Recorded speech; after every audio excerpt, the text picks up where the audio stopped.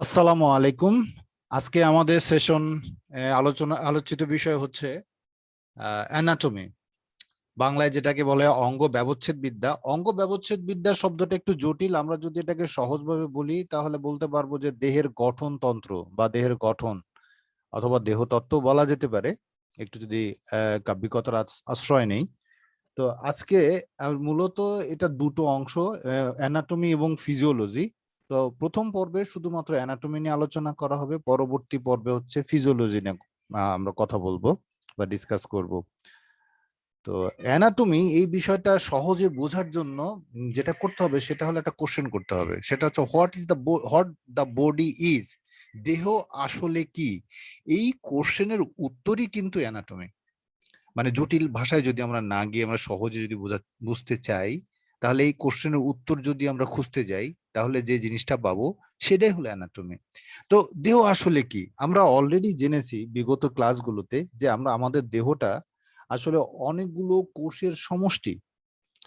So এই কোষগুলো একটার পর একটা যুক্ত হয়ে ট্রিলিয়ন সেল, এক কোষী থেকে শুরু করে বহুকোষী প্রাণীগুলোর মধ্যে যদি বলি এবং মানবদের কথা যদি বলি, সেখানে প্রায় 3 ট্রিলিয়ন টু 30 ট্রিলিয়ন সেলের সমন্বয়ে একটা মানব দেহ তৈরি হয়েছে।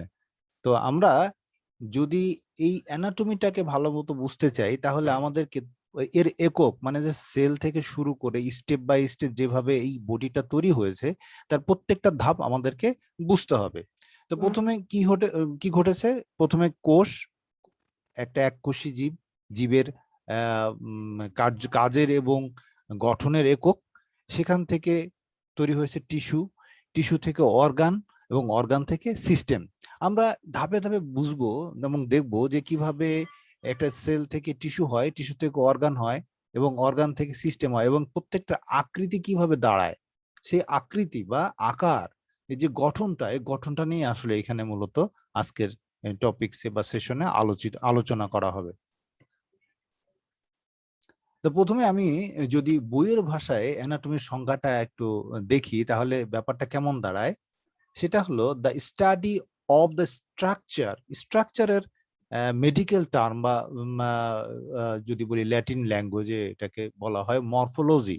হ্যাঁ, স্ট্রাকচার নিয়ে যেখানে আলোচনা করা হয় এটাকে বলা হচ্ছে মরফোলজি। তো যাই হোক, structure of the body parts and there relationship, তার মানে দেহের যে পার্টস গুলো আছে, হ্যাঁ, অঙ্গ বা অংশগুলো আছে, সেই অংশগুলোর স্ট্রাকচার গঠন এবং তাদের একজনের সাথে আরেকজনের যেভাবে রিলেটেড মানে যেভাবে যুক্ত হয়ে আছে সেটাকে নিয়ে যেখানে আলোচনা করা হয় সেটাই হলো অ্যানাটমি। বাংলায় যদি বলি অঙ্গের আকার আকৃতি গঠন নিয়ে যে আলোচনা। তো আমরা যদি দেখি অঙ্গ বা এই অঙ্গ প্রত্যঙ্গ গুলো কি কি হতে পারে, আমাদের অঙ্গ প্রত্যঙ্গ আসলে দু ধরনের হতে পারে, একটা হচ্ছে এক্সটার্নাল আর একটা হচ্ছে ইন্টারনাল। তো এক্সটার্নাল অঙ্গ প্রত্যঙ্গ গুলো আমরা তো দেখি, আমরা এর গঠন সম্পর্কে জানি, বাট ইন্টারনাল অঙ্গ প্রত্যঙ্গ গুলো কিন্তু আমরা এর গঠন সম্পর্কে জানি না।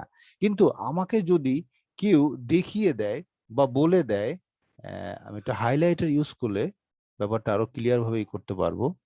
আমাকে যদি কেউ দেখিয়ে দেয় যে এটা হচ্ছে লাং, এই চিত্রটা দেখিয়ে দিয়ে যদি বলে যে এটা লাং, হ্যাঁ, আবার এটা দেখিয়ে দিয়ে বলে যে এটা হলো স্টমাক আর এটা হলো কিডনি, পরবর্তীতে যখন আমি অন্য কোনো জায়গায় অন্য কোনো ভাবে এইরকম কোনো কিছু দেখবো আমি সহজে কিন্তু চিনতে পারবো। এই যে আমি চিনতে পারলাম, কারণ কি আমি এর আকার সম্পর্কে আগেই একটা ধারণা পেয়েছি বা ধারণা নিয়েছি, যার কারণেই আমি পরবর্তীতে যখন এটাকে দেখছি আমি আলাদা করে চিনতে পারছি, যে আইডেন্টিফিকেশন। এটাই হলো অ্যানাটমির মূল মানে উপজীব্য বিষয় বা মূল উদ্দেশ্য অ্যানাটমি পড়ার। সো আমরা দেখবো এখন অ্যানাটমি কয় ধরনের হতে পারে। অ্যানাটমি আসলে টাইপ অফ অ্যানাটমি, এটা আসলে সাধারণত মেজর যে ব্রাঞ্চ বা ডিভিশন, এটা হচ্ছে দুই ধরনের। There are two major type of anatomy. এদের মধ্যে আমরা অলরেডি জানি, আমরা টার্মিনোলজি পার্ট ওয়ানে অলরেডি জেনেছি যে মাইক্রো বা মাইক্রো মানে কি। হ্যাঁ, সো এখানে মাইক্রো শব্দটাকে একেবারে টোটালি মাইক্রোস্কোপিক অ্যানাটমি হিসাবে দাঁড় করানো হয়েছে। মাইক্রোস্কোপিক অ্যানাটমি মানে বোঝাচ্ছে যে সেই সব অঙ্গ প্রত্যঙ্গ যেগুলো খালি চোখে দেখা যায় না, the study of anatomical structure that cannot be seen without microscope. খালি চোখে দেখা যায় না, মাইক্রোস্কোপ লাগে। এরকম যে অংশগুলো রয়েছে শরীরের, তো এগুলো কি, তার মধ্যে কি কি আছে? সাজ অ্যাজ টিস্যু অ্যান্ড সেল। তার মানে টিস্যু অ্যান্ড সেল নিয়ে যেখানে আলোচনা, অ্যানাটমি যেখানে আলোচনা করা হবে সেটাকে বলা হবে মাইক্রোস্কোপিক অ্যানাটমি। অন্যদিকে যদি আমি দেখা যায়, সেটা ছিল ম্যাক্রো, তাই না? সো ম্যাক্রো বা ম্যাক্রোস্কোপিক অ্যানাটমি। বাট এটা যদিও বইয়ের ভাষা বা ডক্টররা বা প্রচলিত ভাষায় এটাকে কিন্তু ওই মাইক্রোস্কোপিক আর বলে না, বলে ম্যাক্রো অ্যানাটমি, মাইক্রো অ্যানাটমি। এই দুই ভাবে এটাকে পরিচিত, বহুল পরিচিত, এবং এটাই প্রচলিত বেশি। সো গ্রোস অ্যানাটমি অথবা ম্যাক্রো অ্যানাটমি। সো সেই ম্যাক্রো অ্যানাটমিতে কি বলছে? The study of anatomical structure that can be seen by the naked eye. খালি চোখে দেখা যায় বাইরে ও ভেতরে এমন অঙ্গ প্রত্যঙ্গ। ভেতরের অঙ্গ যেমন আমি যদি লিভারটাকে বের করে আনি, দেখা যাবে, আমি খালি চোখে দেখতে পাবো। স্টোমাকটাকে খালি চোখে দেখতে পাবো, কিডনিটাকে খালি চোখে দেখতে পাবো, লাংটাকে বের করে আনলে খালি চোখে দেখতে পাবো। তো এইগুলো হচ্ছে ইন্টারনাল অর্গান, যেগুলো আমরা খালি চোখে দেখতে পাচ্ছি। বাট ভেতরের যে ব্লাড সেল, এটা কিন্তু আমি খালি চোখে দেখতে পাবো না। ব্লাড সেলগুলোকে যদি আমাকে আইডেন্টিফাই করতে বলা হয়, আলাদা আলাদা করতে বলা হয়, আমরা কি করতে পারবো না। এর জন্য আমার কি লাগবে? মাইক্রোস্কোপ লাগবে। সো ওটা হয়ে যাবে কি মাইক্রোস্কোপিক অ্যানাটমি বা মাইক্রো অ্যানাটমি। সো আমরা এখন প্রথমে যাব মাইক্রো অ্যানাটমি, তারপরে যাব ম্যাক্রো অ্যানাটমিতে। তো মাইক্রো অ্যানাটমি, এটাকে যদি আমি একটু বইয়ের ভাষায় যাই, তাহলে কিভাবে বলতে পারি? The study of normal structure of an organism under the microscope. মানে মাইক্রোস্কোপের নিচে যখন কোন একটা নর্মাল স্ট্রাকচার নিয়ে আমরা আলোচনা করব কোন অর্গানিজমের বা জীবের, তখন সেটাকে আমরা বলবো কি? আমরা বলবো যে মাইক্রো অ্যানাটমি।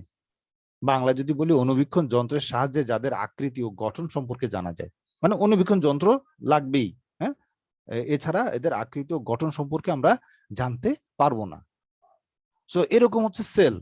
তো সেল আসলে কি? সেল আসলে অলরেডি আমরা জানি, সেলের সংজ্ঞা আমরা অলরেডি জেনেছি, যে the fundamental structural functional unit of all life or living organism. Living organism অনেক বড় শব্দ, হ্যাঁ, অনেক লাইফ বললে পুরো সবকিছু এমনিতেই কাভার হয়ে যায়, এই কারণে আমি লাইফ শব্দটা ইউজ করেছি। দ্য ফান্ডামেন্টাল, মৌলিক, structural and functional unit. So আমরা আগে বলেছিলাম যে স্ট্রাকচারাল, ফাংশনাল, ফান্ডামেন্টালটা এটা একটা বিশেষণ হিসেবে এসেছে, বাট এটা নিয়ে এত টেনশন করার কিছু নেই। আমরা যদি দুটো শব্দ মনে রাখি enough, structure and functional unit of all life. So জীব দেহ গঠন ও কাজের এককে কি বলা হয়? কোষ বলে। তার মানে একটা cell itself is a life. হ্যাঁ, ইটসেলফ ইজ এ লাইফ। এর মধ্যে সব ধরনের ফাংশনই চলছে, বিপাক চলছে, সবকিছু চলছে। Itself is a life. এই জন্য এই ধরনের এককোষী যে জীব, এদেরকে কি বলা হয়? আমরা অলরেডি জেনেছি, সেটাকে বলা হয় কি? ইউনিসেলুলার। ওকে, ইউনিসেলুলার অর্গানিজম। তো আমরা যদি একটা এনিমেল সেলকে দেখি, টিপিক্যাল এনিমেল সেল, মানবদের সেলের মতো বা অন্য কোনো যে কোনো ইসের সেল, সবকিছু মিলে একটা কমন একটা আদর্শ যদি এনিমেল সেল দেখি, তাহলে এরকম একটা চিত্র আমরা দেখতে পাবো। এবং এখানে অনেক কিছু আছে সেলের মধ্যে। আমরা যদি একটা ডিম, সেদ্ধ ডিমকে বা একটা ডিমকে যদি ভেঙে একটা কোনো একটা পাত্রে রাখি, তখন ওই ডিমের কি কি পাবো? আমরা প্রথমে পাবো হচ্ছে এর কুসুম, যেটাকে আমরা বলেছিলাম নিউক্লিয়াস, এবং সাদা অংশ পাবো, যেটাকে আমরা বলেছি কি? সাইটোপ্লাজম। এবং এর উপরে কিন্তু একটা পাতলা আবরণ ছিল, হ্যাঁ, খুবই পাতলা আবরণ ছিল, যেটাকে আমরা বলছিলাম সেল মেমব্রেন। এই যে সাদা অংশ, স্বচ্ছ অংশ, এই স্বচ্ছ অংশের ভেতরে কিন্তু অনেক গ্রানুয়েলস আছে, অনেক জিনিস আছে যেগুলো আমরা খালি চোখে দেখতে পাচ্ছি না। সো এখানে অনেক ধরনের জিনিস থাকে, তার মধ্যে ইম্পর্টেন্ট যেগুলো যেগুলো আমাদের জন্য মনে রাখা দরকার, তার মধ্যে একটা অংশ হচ্ছে ম্যান্ডেটরি সেলের জন্য। এই ম্যান্ডেটরি অংশগুলো কি কি? এই ম্যান্ডেটরি অংশগুলো হচ্ছে নিউক্লিয়াস। এই যে এদিকে নিউক্লিয়াস, ম্যান্ডেটরি অংশ, এটা থাকতেই হবে। তারপর হচ্ছে সাইটোপ্লাজম, একটা সেলের জন্য আবশ্যক, এবং প্লাজমা মেমব্রেন বা আমরা সেল মেমব্রেন যেটাকে বলি, এটা প্লাজমা মেমব্রেন। আর বাকি যে জিনিস আমাদের জানতে হবে, তার মধ্যে একটা হলো মাইটোকন্ড্রিয়া। আচ্ছা, এখানে মাইটোকন্ড্রিয়াটা মাইটোকন্ড্রিয়া মাইটোকন্ড্রিয়া কি করে? মাইটোকন্ড্রিয়া আসলে সেলের শক্তি যোগায়। সেলের যে প্রয়োজনীয় এনার্জি দরকার তাকে রান করার জন্য, তাকে বেঁচে থাকার জন্য, টিকে থাকার জন্য, এই শক্তিটা আসে মাইটোকন্ড্রিয়া থেকে। এবং আর একটা হচ্ছে রাইবোজোম। এই রাইবোজোম করে কি? রাইবোজোম মূলত এই সেলের বৃদ্ধিতে সাহায্য করে, এখানে প্রোটিন সিনথেসিসের, এটা একটা ফ্যাক্ট, মানে করে প্রোটিন সিনথেসিসে সাহায্য করে, এবং এই প্রোটিন সিনথেসিসের জন্য যে প্রয়োজনীয় ফ্যাক্টরি, সে ফ্যাক্টরিটাও এই তৈরি করে। তো মূলত এই কারণে এই আমাদের যখন পরবর্তী ক্লাসগুলোতে আমরা যাব, পরবর্তী টপিকগুলোতে যাব, তখন ঘুরে ফিরে এগুলোই বেশি আলোচিত হবে। তো আমরা এখন সেলের গঠনটা সম্পর্কে জানি, সেলের অ্যানাটমিটা জানি ভালো মতো করে। তো সেলের প্রথমে ভেতরের যে অংশ, একদম প্রথমে যেটা নিয়ে আমি কথা বলেছিলাম, সেটা হচ্ছে নিউক্লিয়াস। আমরা অলরেডি জানি ল্যাটিন ভাষায় বা গ্রিক শব্দ এটাকে বলা হয় ক্যারিও, মানে মেডিকেল টার্মে নিউক্লিয়াসের নাম হচ্ছে ক্যারিও। নিউক্লিওপ্লাজম, ক্যারিওলিম্ফ বলে এটাকে, নিউক্লিওপ্লাজমকে। সো আমরা যদি এই একটা নিউক্লিয়াসকে দেখি, তাহলে এরকম দেখতে পাবো।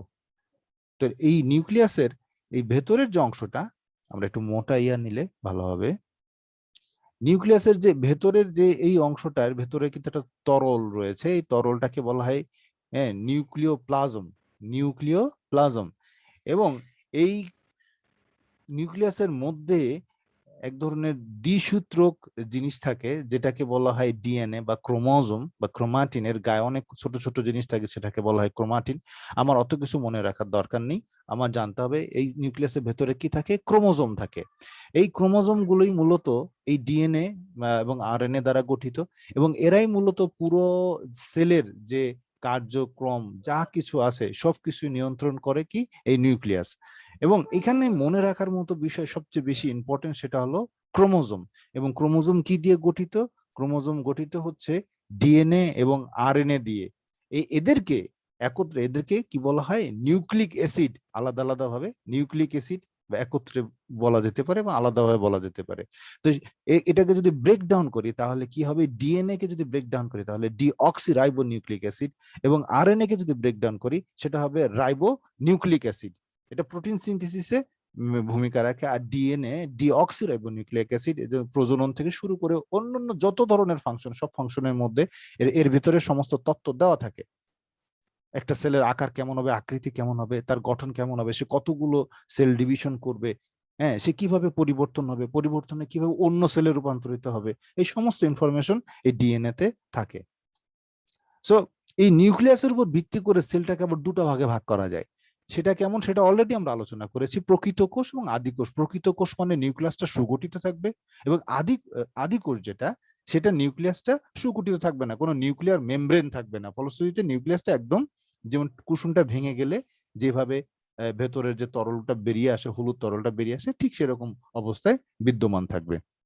সাধারণত ব্যাকটেরিয়াতে এই ধরনের ঘটনা, ব্যাকটেরিয়া এবং অ্যারকেরিয়া, এই দুই শ্রেণীর জীবের ক্ষেত্রে নিউক্লিয়াসটা এরকম থাকে।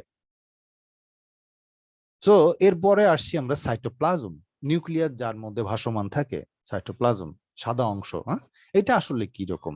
Cytoplasm is a thick solution, ঠিক মানে কি ঘন, that fills each cell and is enclosed by the cell membrane, যেটা কিনা সেল মেমব্রেন দ্বারা কি থাকে, আবৃত থাকে, বদ্ধ থাকে, আবদ্ধ থাকে।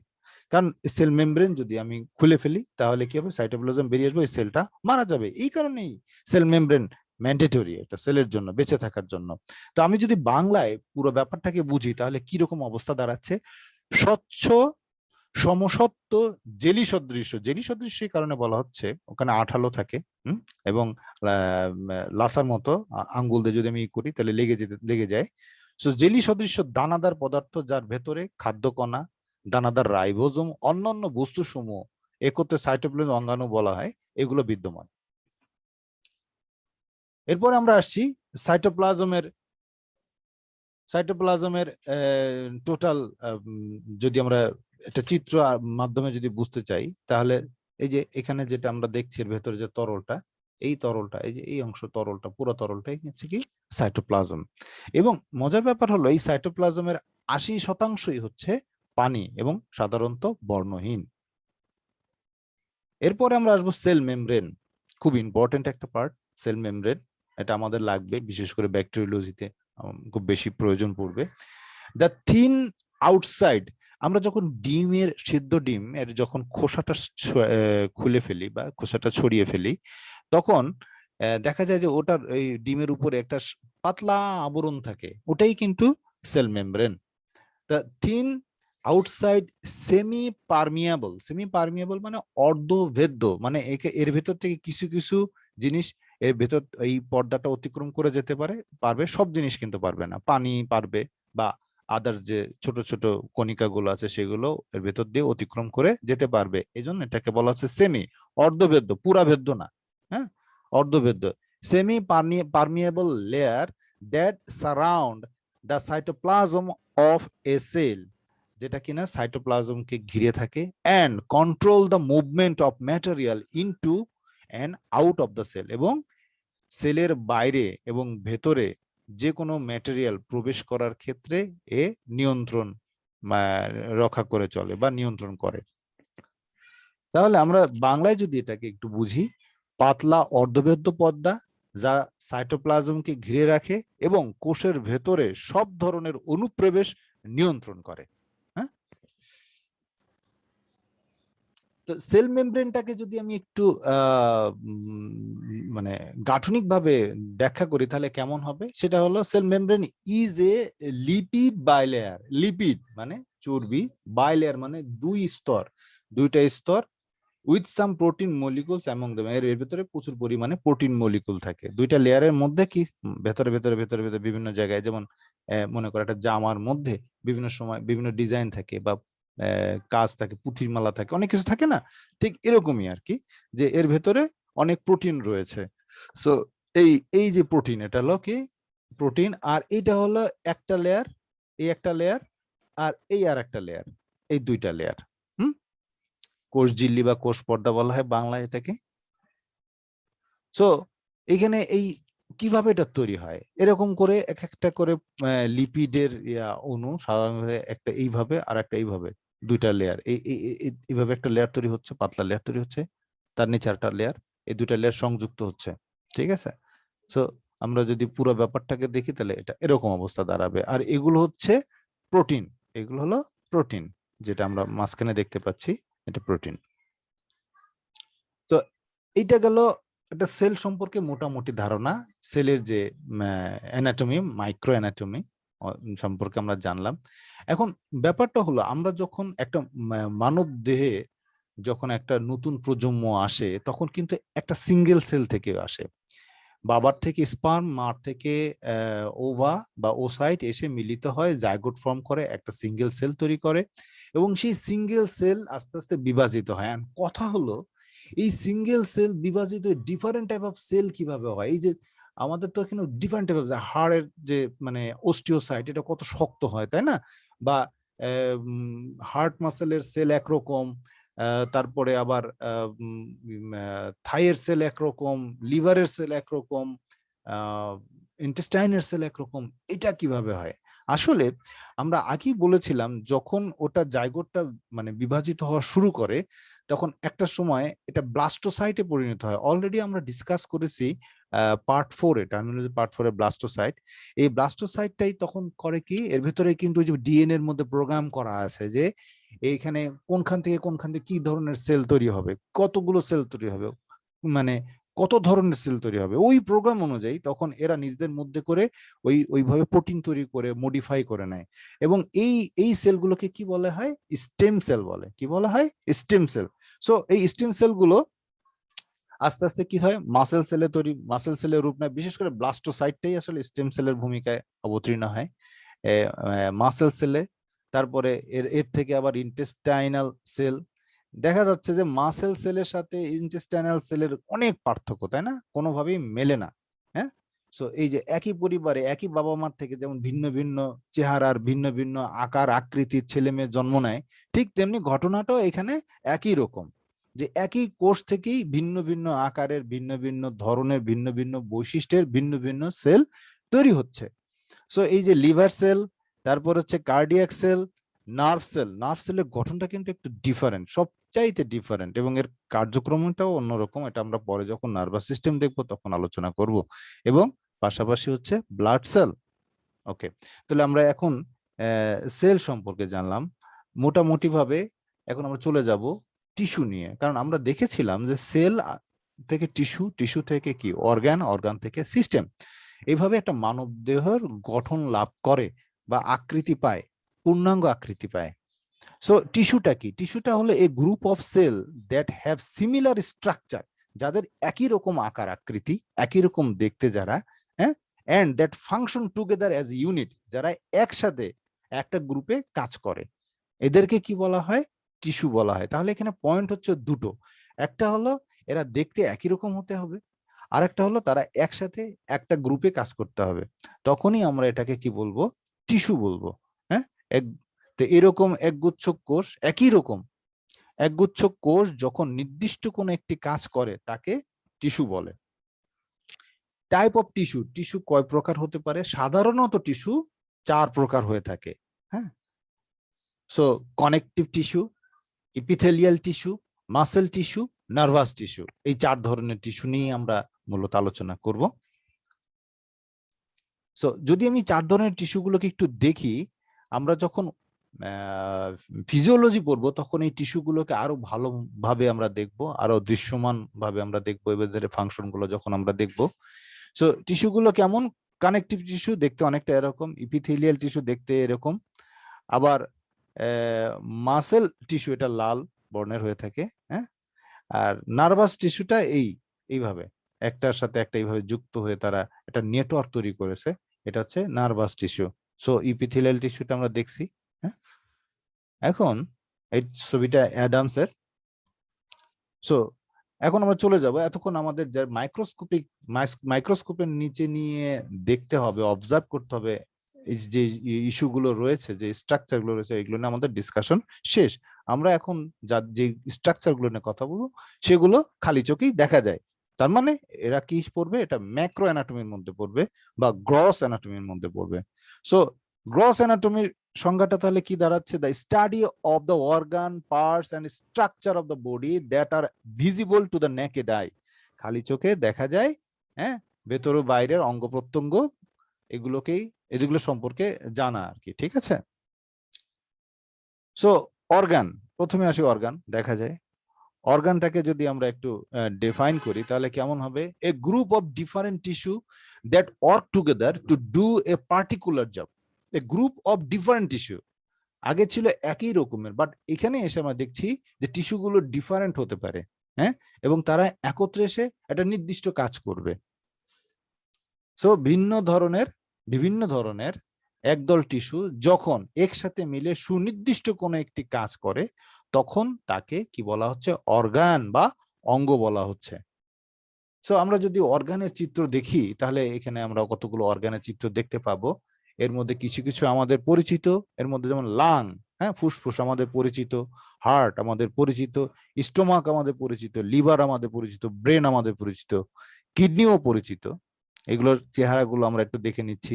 তার মানে আমি যখন পরবর্তীতে কোথাও এই ছবিটা দেখবো সাথে সাথে বলে দিতে পারবো এটা হলো কিডনি। এই যে আইডেন্টিফিকেশন, এইটাই হচ্ছে এই অ্যানাটমি পড়ার মূল উদ্দেশ্য।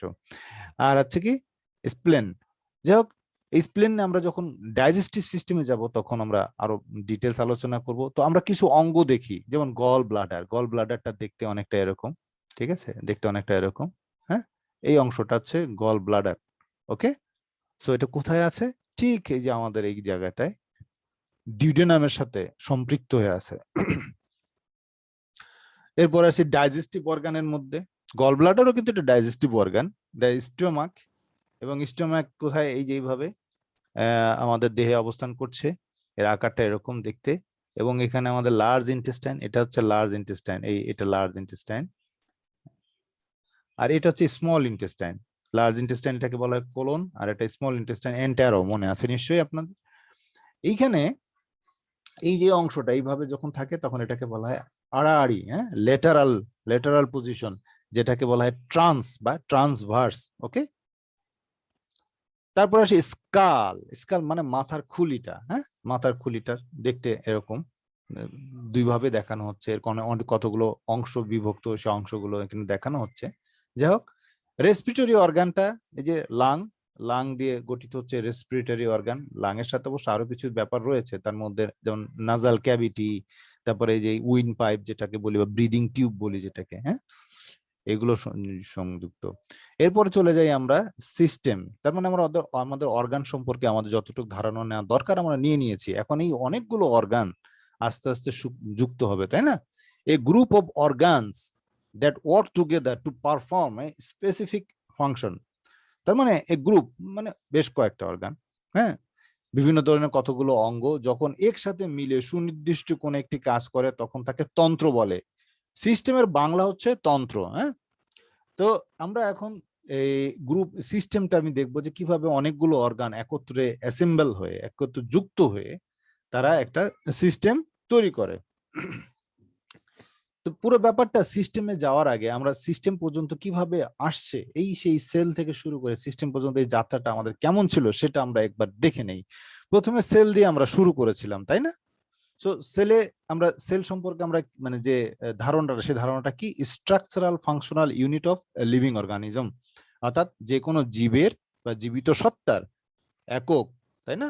কিসের একক? গঠন এবং কাজের একক, সেটা হলো সেল। এরপরে আমরা দেখলাম টিস্যু, তাই না? কিভাবে হয় টিস্যু? অনেকগুলো সেল একত্রিত হয়ে, এখানে দেখাই যাচ্ছে ওই যে সেল, অনেকগুলো সেল এখানে একত্রিত হয়ে তারা কি করেছে? টিস্যু ফর্ম করেছে। এখানে আমরা সংজ্ঞাটা কি জেনেছি? A group of cell that have similar structure and that function together as a unit, তাদেরকে আমরা বলছি টিস্যু। এরপরে আমরা আসছি অর্গান। এর অর্গানে আমরা কি পেয়েছি? যে অনেকগুলো tissue, A group of different tissue that work together to do a particular job that call organ। তার মানে অনেকগুলো টিস্যু, ডিফারেন্ট টিস্যু কিন্তু এখানে একত্রিত হয়েছে, একত্রিত হয়ে তারা একটা নির্দিষ্ট পার্টিকুলার জব করার জন্য। এবং আমরা সিস্টেমে দেখেছি কি অনেকগুলো অর্গান যুক্ত হয়েছে, অনেকগুলো অর্গান যুক্ত, যেমন এখানে লাং, এই লাং এর সাথে যুক্ত হয়েছে এই ট্র্যাকিয়া, ট্র্যাকিয়ার সাথে যুক্ত হয়েছে ল্যারিংস, ফ্যারিংস, তারপরে যুক্ত হয়েছে নেজাল ক্যাভিটি, হ্যাঁ, নেজাল সাইনাস। এই সব কিছু মিলে তখন কি হলো? পূর্ণাঙ্গ একটা সিস্টেম কি হয়ে গেছে? রেসপিরেটরি সিস্টেম পাওয়া যাচ্ছে বা আমরা পাচ্ছি। তো আমরা একটু দেখবো যে কিভাবে এই সিস্টেম গুলো মানে তৈরি হচ্ছে, আমরা আরেকবার একটু বোঝার জন্য। সেল থেকে কি হচ্ছে? টিস্যু হচ্ছে। সেল থেকে প্রথমে টিস্যু হলো, টিস্যু থেকে হলো অর্গান, যেমন লিভার হলো, হ্যাঁ। ঠিক তেমনি আবার ইন্টেস্টাইনাল সেল থেকে ইন্টেস্টাইন হচ্ছে, বিষের থেকে অন্যান্য যে লার্জ ইন্টেস্টাইন, স্মল ইন্টেস্টাইনের অন্যান্য বিভিন্ন প্রত্যেকটা অঙ্গের জন্য ডিফারেন্ট ডিফারেন্ট সেল যুক্ত হয়ে হয়ে পূর্ণাঙ্গ একটা রূপ নিচ্ছে, এবং এই অর্গানগুলো আস্তে আস্তে সেট হয়ে একটা সিস্টেমে রূপান্তরিত হচ্ছে। তো এইখান থেকে কি হচ্ছে? আমরা পাচ্ছি ডাইজেস্টিভ সিস্টেম। এরপরে আমরা দেখব যে যেমন এই যে মাসেল সেল, মাসেল সেল থেকে কি হয়েছে? মাসেল টিস্যুতে রূপ নিচ্ছে, অনেকগুলো মাসেল সেল একত্রিত মাসেল টিস্যু, অনেকগুলো মাসেল টিস্যু একত্রিত হয়ে গেছে ব্লাডার, হ্যাঁ, একটা অর্গান হয়ে গেছে ইউরিনারি ব্লাডার। এবং এরকম অনেকগুলো অর্গান একত্রিত হয়ে সিস্টেম, যেমন কি এখানে ইউরিনারি ব্লাডার, এখানে আছে কিডনি, তারপরে ইউরেটার, ইউরেথ্রা। তার মানে এরা ডিফারেন্ট, কিডনির জন্য সেলগুলো কিন্তু আলাদা, হ্যাঁ। এটার অ্যানাটমিক্যাল ইউনিটটা কি? অ্যানাটমিক্যাল ইউনিট হচ্ছে নেফ্রন, কিডনির অ্যানাটমিক্যাল ইউনিট। তো এই যে সেলগুলো অর্গান তৈরি করলো এবং বিভিন্ন ধরনের অর্গান সংযুক্ত হয়ে কি হয়ে গেল? ইউরিনারি সিস্টেম হয়ে গেল। ইউরিনারি সিস্টেমের মধ্যে কি কি আছে আমরা যদি অর্গানগুলো একটু দেখি, কিডনি, ইউরেটার, কিডনি থেকে একটা পাইপ চলে গেছে এই ইউরিনারি ব্লাডারে বা মূত্রথলিতে, এটাকে বলা হচ্ছে ইউরেটার। আর ইউরিনারি ব্লাডার এবং ইউরেথ্রা, এটাই হচ্ছে আমাদের ইউরিনারি সিস্টেম। এরপর হচ্ছে ফরমেশন অফ সার্কুলেটরি সিস্টেম। আমরা এখন সার্কুলেটরি সিস্টেম যদি যাই, একই রকম এখানে কার্ডিয়াক সেল থেকে তৈরি হচ্ছে কার্ডিয়াক মাসল, কার্ডিয়াক বা টিস্যু। এই কার্ডিয়াক টিস্যু থেকে তৈরি হচ্ছে হার্ট বা অর্গান, একটা অর্গান তৈরি হলো কার্ডিয়া বা কার্ডিয়াম তৈরি হলো। এবং এই কার্ডিয়ামে পরবর্তীতে আরো কিছু অঙ্গ সংযুক্ত হলো, তার মধ্যে ব্লাড ভেসেল, ব্লাড, এই সব কিছু সংযুক্ত হয়ে এই পূর্ণাঙ্গ একটা সিস্টেমের জন্ম নিল, যেটা বলা হচ্ছে circulatory system. But circulatory system আর কার্ডিওভাস্কুলার সিস্টেম আসলে এটা একটা অংশ। সার্কুলেটরি সিস্টেমের মধ্যে দুটো অংশ আছে, একটা হচ্ছে লিম্ফেটিক সিস্টেম আর একটা হলো কার্ডিওভাস্কুলার সিস্টেম। সো এখানে আমরা শুধুমাত্র সার্কুলেটরি সিস্টেম বলতে কার্ডিওভাস্কুলার সিস্টেমটাকে বুঝাই। এই যে রক্ত কিভাবে আমাদের শরীরের ব্লাড বিভিন্ন সেলে অক্সিজেন এবং পুষ্টি সাপ্লাই দিয়ে থাকে এবং কিভাবে ওখান থেকে বজ্র পদার্থ বের করে নিয়ে শরীর থেকে বের করে দেয়, এটা নিয়ে আসলে যে সিস্টেম আলোচনা করাবে সেটা হলো কার্ডিওভাস্কুলার সিস্টেম। ঠিক আছে। সো এরপরে আসি আমরা নার্ভাস সিস্টেম। নার্ভাস সিস্টেম আসলে কি? নার্ভাস সিস্টেম আসলে আমাদের বডিটাকে কোঅর্ডিনেট করে, আমাদের অনুভূতি আবেগ অনুভূতি গুলোকে কোঅর্ডিনেট করে এবং এই টোটাল বডিটাকে কোঅর্ডিনেশনের জন্য তার বিশাল একটা নেটওয়ার্ক আছে, সারা শরীরের সর্বত্র ছড়িয়ে আছে নার্ভ ফাইবার। এই নার্ভ ফাইবারের মাধ্যমে সে অনুভূতির আদান প্রদানের মাধ্যমে বডিটাকে নিয়ন্ত্রণ করে থাকে, এটা হচ্ছে নার্ভাস সিস্টেম। এরপরে আসি আমরা রেসপিরেটরি সিস্টেম। রেসপিরেটরি মানে কি? শ্বসন, রেসপিরেশন, ইনস্পিরেশন, হ্যাঁ, শ্বাস নেওয়া, শ্বাস ফেলে বের করে দেওয়া। সো এই যে সিস্টেমে এটা নিয়ে আলোচনা করা হবে, এটাকে বলা হচ্ছে রেসপিরেটরি সিস্টেম। এরপর আছে রিপ্রোডাক্টিভ সিস্টেম। রিপ্রোডাক্টিভ সিস্টেম হচ্ছে যে প্রজনন তন্ত্র বলে এটাকে, মানে ভবিষ্যৎ প্রজন্ম বা ভবিষ্যৎ প্রজন্মের যে ধারাবাহিকতা এটাকে বজায় রাখার জন্য যে সেক্স অর্গান গুলো আছে, সেক্স অর্গান গুলো নিয়ে যে সিস্টেম গঠিত, সেই সিস্টেমটাকেই বলা হচ্ছে রিপ্রোডাক্টিভ সিস্টেম। মানে মানে আবার পুনরায় প্রোডাক্ট উৎপন্ন করতে পারে যে সিস্টেম, সেটাকেই বলা হচ্ছে রিপ্রোডাক্টিভ সিস্টেম। এবার আসি এন্ডোক্রাইন সিস্টেম। আমাদের শারীরিক গঠন, হ্যাঁ, আমরা লম্বা খাটো মোটা বা আমাদের দেহের সুঠমতা, এই সব কিছু যে সিস্টেমের মাধ্যমে নিয়ন্ত্রিত হয় সেটা হলো এন্ডোক্রাইন সিস্টেম। সাধারণত নার্ভাস সিস্টেমটা হচ্ছে ফাস্ট অ্যাক্টিং আর এন্ডোক্রাইন সিস্টেম হচ্ছে স্লো অ্যাক্টিং। এটা আমাদের শরীরের যে বিবর্তন বা পরিবর্তন, এই যে হরমোনগুলো ভূমিকা রাখে, এই হরমোনগুলো যে সিস্টেমের মধ্যে আলোচিত হয় সেটাই হলো এন্ডোক্রাইন সিস্টেম। সো এই হরমোনগুলো কতগুলো গ্ল্যান্ড থেকে এর নিঃসরণ ঘটে, এই গ্ল্যান্ডগুলোর নাম এখানে দেওয়া আছে, যেমন থ্যালামাস, হ্যাঁ, হাইপোথ্যালামাস, তারপরে pituitary gland, pineal gland, thyroid, parathyroid, adrenal, pancreas. এখানে আমি যদি মার্ক করে দেখাই তাহলে তো সুবিধা হবে, ওভারি, টেস্টিস, হ্যাঁ, এইগুলোই হলো পিটিউটারি এন্ডোক্রাইন সিস্টেমের অর্গান। ঠিক আছে, এগুলো নিয়েই আসলে এন্ডোক্রাইন সিস্টেম গঠিত। এবার স্কেলেটাল সিস্টেম। স্কেলেটন মানে কি? কঙ্কাল বা হাড়ের সমষ্টি। হ্যাঁ, যেমন এখানে পুরা বডিতে যে অবকাঠামোর উপর দাঁড়িয়ে আছে আমাদের বডিটা, সেই অবকাঠামোটাই হচ্ছে আমাদের স্কেলেটন। ঠিক আছে, যে সো এই অবকাঠামো যদি কোনো রকম ঘাটতি দেখা দেয় তাহলে আমাদের শরীরেরও সেরকম বিবর্তন আসবে। আমাদের এই যে চলা, মুভমেন্ট, সবকিছু, আমাদের দাঁড়ানো, আমাদের উঠা বসা, সবকিছু যার উপর নির্ভর করছে সেটা হলো এই স্কেলেটাল সিস্টেম। এবং আমাদের এই যে স্কেলেটাল সিস্টেমের উপরে যে মাসেল সংযুক্ত হয়ে যে আমাদের একটা সুন্দর আকৃতি দাঁড়িয়েছে, সেটা নিয়ে যে সিস্টেম গঠিত সেটা হলো মাসকুলার সিস্টেম। সেটা হলো ওকে। সো এরপরে আছে ইন্টেগুমেন্টারি সিস্টেম। ইন্টেগুমেন্টারি, এখানে উচ্চারণগত একটু সমস্যা হয় সরি। সো ইন্টেগুমেন্টারি সিস্টেম মানে হচ্ছে যে স্কিন নিয়ে যে সিস্টেম আলোচনা করা হয়। ইন্টেগুমেন্টারি আরেকটা হচ্ছে স্কিন সিস্টেম, আর এটা আরেকটা নাম হচ্ছে স্কিন সিস্টেম। ওকে, সো তাহলে শেষে আসছি কি, সিস্টেম, অনেকগুলো সিস্টেম যখন একত্রিত হয়ে অ্যাসেম্বল হয়ে একটা পূর্ণাঙ্গ দেহ আকার লাভ করে, তো এটাকে আমি যদি সংজ্ঞায়িত করি তাহলে কিভাবে বলবো? The physical structure or of an organism. এখানে ফিজিক্যাল স্ট্রাকচার, এটা অরটা হবে না, অফ অ্যান অর্গানিজম, হ্যাঁ, whether লিভিং অর ডেড। সে পুরাপুরি একটা বাহ্যিক দৃশ্যমান যে চেহারা, পূর্ণাঙ্গ যে কাঠামো, জীবের যে কাঠামো, সেটাই হলো এখানে বডি। সো বডিটা কেমন, আমরা দেখি বডিটা কিভাবে রূপান্তর লাভ করলো। আমরা দেখলাম এখানে সেল থেকে টিস্যু, টিস্যু থেকে অর্গান, অর্গান থেকে সিস্টেম, সিস্টেম থেকে অনেকগুলো সিস্টেম মিলে এই যে একটা আমরা হিউম্যান অর্গানিজম পেলাম। ঠিক আছে, এখানে আমরা হিউম্যান অর্গানিজম পেলাম, that's the human organism. So next part হচ্ছে ফিজিওলজি। সো আশা করি আপনারা ভালো মতো বুঝতে পেরেছেন। যদি কোনো প্রবলেম থাকে কমেন্টে জানাবেন, আমি চেষ্টা করব এটার উত্তর দেওয়ার জন্য বা এটার সমাধানের জন্য।